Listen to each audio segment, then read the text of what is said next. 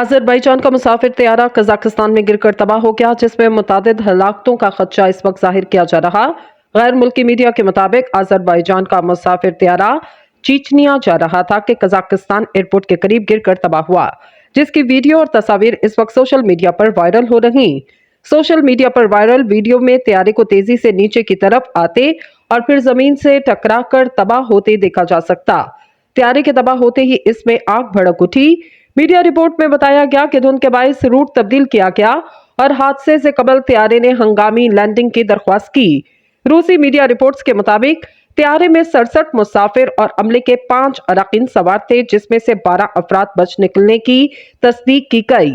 Kazakh हुकाम के मुताबिक तैयारे के हादसे में जख्मी 12 अफराद को तिबी इमदाद के लिए इस वक्त हॉस्पिटल मुंतकिल किया जा रहा।